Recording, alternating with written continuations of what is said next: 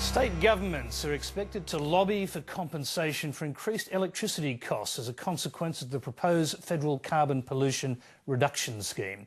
On the eve of a COAG meeting in Darwin, Lateline has been told some state governments are deeply concerned about the impact of the scheme on the cost of providing health, education and transport services. Margot O'Neill has the story. The carbon pollution reduction scheme remains stalled in the Senate, but lobbying about its effects continues apace, with state governments, which are huge electricity consumers, now also pushing for compensation for price hikes once the scheme starts. Access Economics estimates that state governments' power bills will increase by more than $2 billion a year by 2013 and $5 billion by 2020, all of which will hit the running costs of services such as hospitals, schools and public transport. But while the federal government has promised more than $10 billion worth of compensation to householders and Australia's biggest polluting companies, so far, it hasn't announced any compensation to state governments.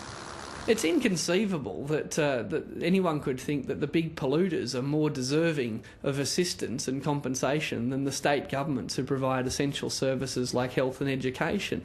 And the terrible choice that the state premiers are going to face if they can't get compensation from the federal government is, do they want to increase taxes or do they want to reduce the quality of services?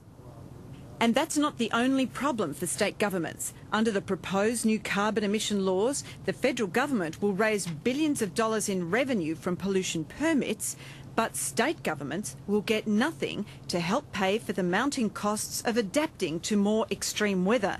And that's likely to be worth tens of billions of dollars. We're all facing up to the issue of climate change.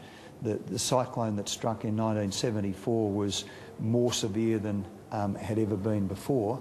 The fires that hit us this year were far more severe than ever hit before.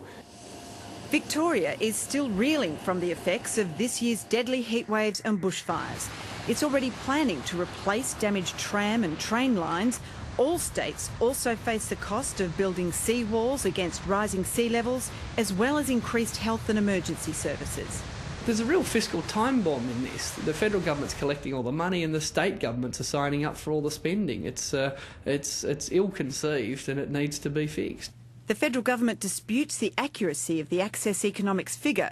Tonight, a spokeswoman for climate change, Minister Penny Wong, told Lateline that the government had decided to directly compensate Australian households and businesses rather than states and territories, and that the Access Economics report didn't take into account the capacity for the states to pass on costs.